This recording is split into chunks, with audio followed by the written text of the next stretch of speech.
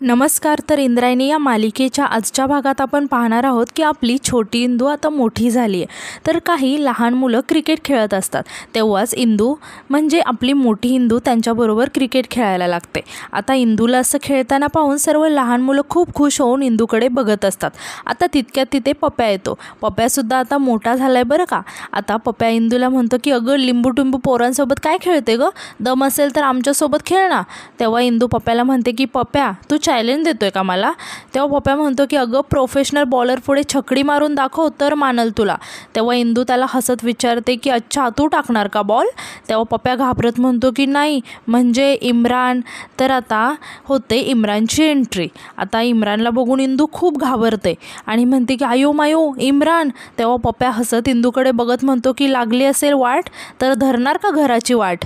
आता इम्रान आणि पप्या हळूहळू इंदूजवळ यायला लागतात. आता इम्रानला बघून इंदू खूपच टेन्शनमध्ये आलेली असते. आता इंदू इम्रानला विचारते की इम्रान इथून टाकणार आहेस का रे बॉल. तेव्हा इम्रान म्हणतो की इथून नाही, इथून ना लहान मुलं बॉल टाकतात, मी जरा पाठीमागून टाकणार. तेव्हा इंदू खूप टेन्शनमध्ये येते आणि म्हणते की आत्ता माझी वाट लागणार, उगाच इथे आले. तेव्हा पप्या इंदूला म्हणतो की इंदे आता काही तुझी खैर नाही आहे, तू गेलीस बघ. आता इम्रान बॉल टाकणार तेव्हा इंदू मध्येच इम्रानला थांबवत म्हणते की इतकी काय घाई, चल मागे. तेव्हा इम्रान खूप रागाने इंदूकडे बघायला लागतो आणि परत पाठी जाऊन बॉल टाकायला लागतो. आता इंदू तिथे असणाऱ्या एका मुलीकडे बघायला लागते आणि तिला म्हणते की हे बघ आपण पोरी आहोत, आपल्याला घाबरवायला जर कोणी अंगावर आलं ना तर त्याला द्यायची असं म्हणून इंदू लांब असा सिक्स मारते. तेव्हा पप्या आणि इम्रान हसायला लागतात. आता इम्रान पप्याला म्हणतो की अरे पप्या इंदी अजून आहे तशीच खेळते रे. तेव्हा इंदू म्हणते की लक्षात ठेवायचा काल पण आणि आज पण आपणच मेन आहे. तेव्हा इम्रान इंदूसमोर हात जोडत म्हणतो की हो इंदू माऊली बरोबर बोलताय तुम्ही. आता पप्या इंदूला म्हणतो की अहो पण मेन माणसाने उशिरा गेलेलं चालतं का. यावर इंदू विचारते की म्हणजे. तेव्हा पप्या सांगतो की तिकडे आदूच्या वाढदिवसाची पूजा आहे तिकडे मंदिरात, ते काय होर्डिंग पण चालले तिकडे आणि तू आहेस इकडे. तेव्हा इंदू खूप टेन्शनमध्ये येते आणि म्हणते की तुमच्या नादात विसरलेच मी. असं म्हणून इंदू धावतच मंदिराकडे जायला निघते. तर इकडे मंदिराबाहेर दर्शनासाठी सर्वांनी लाईन लावलेली असते. तर मोठ्या बाईंनी बाहेर सिक्युरिटी म्हणून सुभाण्या नावाच्या एका माणसाला उभं केलेलं असतं आणि सुभाण्या सर्वांना म्हणत असतो की लाईनीत यायचा दर्शनाला. तेव्हाच आता इंदू तिथे येते आणि हे सर्व बघून ती खूप शॉक होऊन बघायला लागते आणि जाऊन सुभाण्याला विचारते की असं का सर्वांना उभं केलंयस रे मध्ये, सोड त्यांना दर्शनाला. तेव्हा सुभाण्या म्हणतो की मोठ्या बाईंचा हुकूम आहे, जोपर्यंत पूजा चालू आहे तोपर्यंत कुणालाच आतमध्ये जाऊ द्यायचं नाही. तेव्हा तिथे असणारी माणसं म्हणायला लागतात की अहो खूप उशीर झाला आहे. तर तिथे काही म्हातारी माणसंसुद्धा असतात, तीसुद्धा म्हणायला लागतात की अहो उभं राहून राहून आमचं गुडघे दुखायला लागलेत. तेव्हा तो सुभाण्या म्हणतो की ओ आजी या देवाचं दर्शन घ्यायचं म्हटलं ना पटकन मिळत नाही, थोडा तरी टाईम लागणारच ना. तेव्हा इंदू त्याला म्हणते की अरे नीट बोल, मोठ्या आहेत ना त्या, आजीला बोलतोयस तू आणि टाईम लागेल म्हणजे काय. तेव्हा तिथे असणारी एक बाई म्हणते की VIP लोकांची पूजा चालू आहे ना मंदिरात. तेव्हा इंदू विचारते की VIP आणि म्हणते की विठुरायासाठी त्याचे सगळेच भक्त सारखे आहेत आणि ज्यांना पूजा करायची करू दे की पूजा, पण त्यासाठी सगळ्यांना असं लाईनमध्ये उभं करणं बरं आहे का. आणि ती सुभाण्याला म्हणते की सोड बरं त्यांना. तेव्हा सुभाण्या म्हणतो की नाही या कुणी आतमध्ये जायचं नाही, अधोक्षज महाराजांच्या वाढदिवसांची पूजा संपत नाही तोपर्यंत आतमध्ये कोणीच जाणार नाही. तेव्हा इंदू म्हणते की अधोक्षज आणि ती सर्वांना म्हणते की यांच्या अधोक्षज महाराजांनी सांगितले बरं का आपल्याला इथे अडवायला. आणि ती त्या सुभाण्याला म्हणते की एकदा तुझ्या अधोक्षज महाराजांना जाऊन सांग ना, त्यांना आवडेल का मला अडवलेलं. आता तितक्या तिथे बाळंभट येतात आणि इंदूकडे बघत इंदूला म्हणतात की इंदू तुला कोणी अडवलंय. तेव्हा इंदू म्हणते की बघा ना बाळंभट सगळ्यांना कसं उभा केलं इथे. तेव्हा बाळंभट त्या सुभाण्याला म्हणतात की काय रे सुभाण्या इंदूला अडवलं का. तेव्हा सुभाण्या म्हणतो की अहो मी इंदूला नाही अडवलंय, हीच 100 प्रश्न विचारायला लागले इथे थांबून. तेव्हा बाळंभट इंदूला म्हणतात की इंदू बाळा चल तू आत आधी, अधोक्षज महाराज वाट बघतायत की नाही तुझी. असं म्हणून ते जबरदस्तीने इंदूला आतमध्ये यायला सांगतात. तेव्हा इंदू तिथे असणाऱ्या माणसांना म्हणते की 0 मिनिटात तुम्हाला आतमध्ये घेते थांबा, असं म्हणून ती मंदिरात जाते. तर इकडे अधोक्षजच्या वाढदिवसाची पूजा चालू असते। आता इंदू आतमध्ये येऊन इकडे तिकडे बघायला लागते आणि नारायणीला विचारते। तर आता इथे नारायणीचं कॅरेक्टर बदलण्यात आलेलं आहे। आता इंदू नारायणीला विचारते की नारायणी ताई आदू कुठे आहे? तेव्हा इंदूचा आवाज ऐकून आदू म्हणतो की तुमको नाही मालूम, अधोक्षज इधर है, असं म्हणून तो पाठी वळून इंदूकडे बघतो। तर अशा प्रकारे मोठ्या अधोक्षजचा फर्स्ट लुक दाखवण्यात आलाय। तर आता अधोक्षजकडे बघून इंदू खूप खुश होते। आता आदू इंदूजवळ येतो आणि म्हणतो की आलो बघ तुझा बेस्ट फ्रेंड विठुराया, असं म्हणून तो कमरेवरती हात ठेवतो आणि म्हणतो की घे घे दर्शन घे। तेव्हा इंदू आदूकडे बघत म्हणते की तू विठुराया आहेस, घेते तुझं चांगलंच दर्शन घेते, असं म्हणून ती आदूला मारायला लागते। आता आदू आणि इंदूची अशी मस्ती पाहून नारायणी त्या दोघांनाही थांबवत म्हणते की काय गोंधळ चाललाय दोघांचा, आणि ती आदूला म्हणते की अधोक्षज महाराज आता मोठे झाला आहात ना तुम्ही, काय लहान मुलासारखं भांडताय? तेव्हा इंदू नारायणीची ॲक्टिंग करत म्हणते की अधोक्षज महाराज आता मोठे झालेत ना तुम्ही, काय लहान मुलांसारखं भांडताय? तेव्हा नारायणी हसायला लागते। आता अधू म्हणतो की मोठा तर मी आधीपासूनच होतो, फक्त आता थोडा जास्त मोठा झालोय, आणि तो इंदूची आणि त्याची हाईट बघत म्हणतो की बघ बघ मी कसा तुझ्यापेक्षा मोठा आहे, असं म्हणून परत आदू आणि इंदू भांडायला लागतात। आता आदू इंदूला म्हणतो की खरंच इंदू तुला माझा बड्डे लक्षात आहे, एवढं जाम भारी वाटलं ना मला। यावर इंदू म्हणते की आदू महाराज तुमचा बड्डे मी विसरेल, हे या जन्मात तरी पॉसिबल आहे का? मी माझ्या सरांना म्हणलं की सर अर्धा दिवस का होईना पण मला सुट्टी द्या, आज आमच्या आदूचा बर्थडे आहे ना, मला त्याला आशीर्वाद द्यायचा आहे, असं म्हणून इंदू आणि आदू दोघेही हसायला लागतात। आता आदू म्हणतो की आली रे आली, मला आशीर्वाद द्यायला फंटा गँगची म्हातारी आली। तेव्हा इंदू रागाने जोरात आदूचे कान पकडते आणि म्हणते की मला म्हातारी म्हणतो, तू पण त्या गोप्या टोप्यासारखं त्याच्या मागेच वाढीव बोलतो। आता आदू ओरडत म्हणतो की अगं माझा कान तुटेल ना। तेव्हा इंदू त्याला जोरात ढकलून देते आणि त्यांचं असं भांडण बघून सगळेच त्यांच्याकडे बघून हसत असतात। आता मंदिराच्या बाहेर सर्वजण हात जोडून उभे असतात।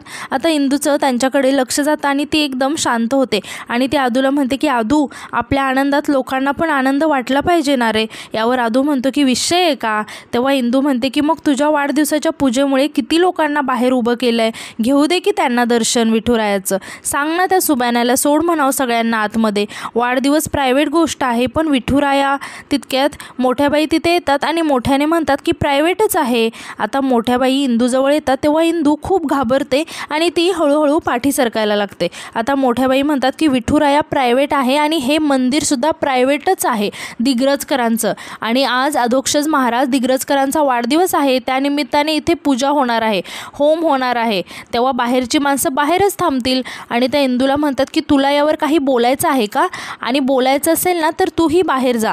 यावर इंदू म्हणते की मोठ्याबाई। आता मोठ्याबाई इंदूला थांबवत मध्येच गोडकरला आवाज देतात आणि म्हणतात की कुठे गेला माझं शेपूट, आता तर इथे होतं। आता गोडकर मोठ्याबाईंचा आवाज ऐकून धावतच तिथे येतो। आता मोठ्याबाई रागाने म्हणतात की कुठे गेला होता, मला वाटलं धुरात हरवलात की काय? तेव्हा गोडकर सांगतो की अहो सामान आणायला गेलो होतो मोठ्याबाई, सामान। यावर मोठ्याबाई म्हणतात की असं का, आणलं का सर्व सामान? तेव्हा गोडकर सांगतो की हो पूर्ण सामान आणले तुम्ही सांगितलेल्या यादीप्रमाणे, आणि पूजेची पण संपूर्ण तयारी झाली आहे। अधोक्षज महाराज आणि गुरुजी एकदा बसले की पूजा सुरू। आता मोठ्याबाई म्हणतात की चला सुरू करा मग पूजा।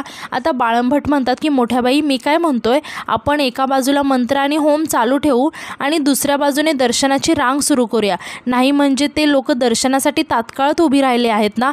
यावर मोठ्याबाई म्हणतात की बाळंभट तुमचं इथलं काम काय आहे?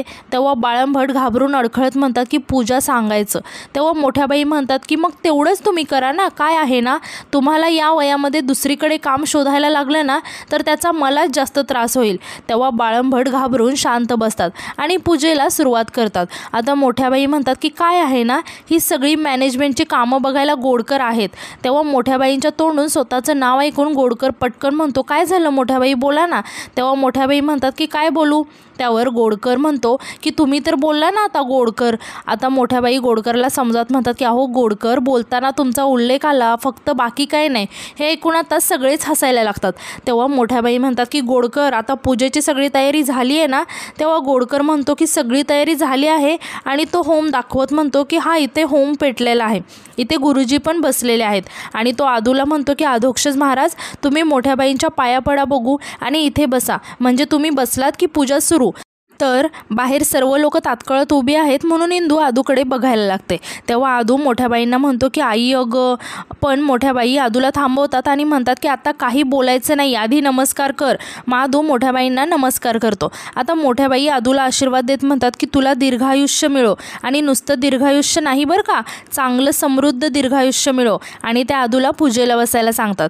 तेव्हा अजून आदू नाईलाजाने पाठावरती बसतो। आता पाठावरती बसताना तो इंदूकडे सारखा बघत असतो। तेव्हा इंदू सुद्धा त्याच्याकडे बघत असते। आता इंदू आणि आदूला असं एकमेकांकडे बघताना पाहून मोठ्या बाईंना खूप राग येतो आणि त्या आदूला म्हणतात की बस पटकन, आता कोणी कोणाकडे बघायचं नाही, कुठेही लक्ष द्यायचं नाही, आता बाळंभट सांगतील तेवढंच ऐकायचं। आणि त्या बाळंभटांना म्हणतात की सांगा आता। तेव्हा बाळंभट पूजेला सुरुवात करतात। आता इंदू आणि आदू सारखं एकमेकांकडे बघत असतात। आता बाळंभट आदूला म्हणतात की अधोक्षज महाराज, आता गुरुजी मंत्र म्हणतील, तुम्हाला हवनामध्ये काही अर्पण करायचं असेल ना, तर तेव्हा मी तुम्हाला इशारा करेन, तेव्हा तुम्ही समर्पयामी असं म्हणायचं, आणि एखादी गोष्ट करायची असेल ना तर करिष्यामी असं म्हणायचं। आता इंदू बाहेर असलेल्या लोकांकडे बघते आणि तिला काहीतरी सुचतं आणि ती बाळंभटांना म्हणते की बाळंभट, आता जर आदू महाराज करिष्यामी असं म्हणाले तर तुम्ही सगळं कराल का? तेव्हा बाळंभट म्हणतात की हो, ते तसं म्हणाले की आम्हाला सगळं करावं लागतं। तेव्हा इंदू खुश होऊन विचारते की आत्ता समजा मी अधोक्षज महाराजांना म्हणाले की अधोक्षज महाराज, तुमच्या बड्डेचं गिफ्ट म्हणून बाहेर खोळंबलेल्या लोकांना विठुरायाचं दर्शन घेण्याची परवानगी द्याल, तर तुम्ही काय म्हणाल? तेव्हा आदू पटकन म्हणतो की करिष्यामी। आता इंदू खूप खुश होते आणि मोठ्याने म्हणते की करिष्यामी म्हणाले, आणि खुश होऊन म्हणते की सोडा त्या लोकांना आतमध्ये, असं म्हणून ती मोठ्याने ओरडून सर्वांना आतमध्ये सोडायला लावते। मोठ्या बाई इंदूला थांबवण्याचा खूप प्रयत्न करत असतात, पण इंदू काही कोणाचं ऐकत नाही। ती धावतच बाहेर येते आणि दरवाजा उघडून सर्वांना आतमध्ये घेते। आता मोठ्या बाई खूपच चिडतात कारण त्यांचा अपमान झालेला असतो। आता त्या आदूला म्हणतात की आईला तू घराबाहेर काढ, यावर काय म्हणशील? तेव्हा आदू म्हणतो की करिष्यामी। आता हे ऐकून सगळेच खूप शॉक होतात। आता मोठ्या बाई आदूला म्हणतात की अरे अधोक्षज, जरा समजून घे, आता सर्व लोक आतमध्ये दर्शन घेण्यासाठी येतात। तेव्हा मोठ्या बाईंना इंदूचा खूपच राग आलेला असतो आणि त्या खूप रागाने इंदूकडे बघत असतात। इंदू मात्र खूप खुश होते। आता इंदूचं अचानक लक्ष मोठ्या बाईंकडे जातं। तेव्हा मोठ्या बाई रागाने इंदूला हाताला पकडून बाजूला घेऊन येतात आणि म्हणतात की असले उपद्व्याप करायला कोण सांगतं गं तुला? तेव्हा इंदू म्हणते की मला कोण सांगणार मोठ्या बाई, करता करविता तर तो विठुराया आहे, आपण सगळे निमित्त आहोत, आणि भक्तांना त्याच्या देवापासून लांब ठेवण्याचं पाप आपल्या आदू, असं म्हणून ती थांबते आणि घाबरत म्हणते की अधोक्षजच्या डोक्याला कशाला ना, ते पण त्याच्या वाढदिवसाच्या दिवशी। तेव्हा मोठ्याबाई रागाने तिचा हात झटकून देतात। आता इंदू मोठ्याबाईंना म्हणते की मोठ्याबाई, देवाला त्याच्या भक्तापासून लांब नेणाऱ्या आपण कोण आहोत? यावर मोठ्याबाई रागाने म्हणतात की मंदिर दिग्रजकरांचं आहे। तेव्हा इंदू म्हणते की मंदिर दिग्रजकरांचं आहे, पण विठुराया सर्वांचा आहे ना, आणि तो पण तुम्ही प्रायव्हेट केला तर विठुराया गाभाऱ्यात राहील का? आमचे व्यंकू महाराज म्हणतात की भक्तांना जर विठुरायाकडे जाता आलं नाही ना, तर विठुराया स्वतः भक्तांकडे जातो। दिग्रजकर यांच्या मंदिरात जर विठुरायाच नसेल तर त्याला मंदिर म्हणता येईल का मोठ्याबाई? आणि ती हात जोडून रामकृष्ण हरी असं म्हणते आणि दर्शनासाठी तिथून निघून जाते। आता इंदू आणि आदू हसत एकमेकांकडे बघायला लागतात। तेव्हा मोठ्याबाई रागाने इंदूकडे बघत असतात आणि मोठ्याबाईंना इंदूचा खूपच राग आलेला असतो। आणि आजचा भाग इथे संपतो। धन्यवाद।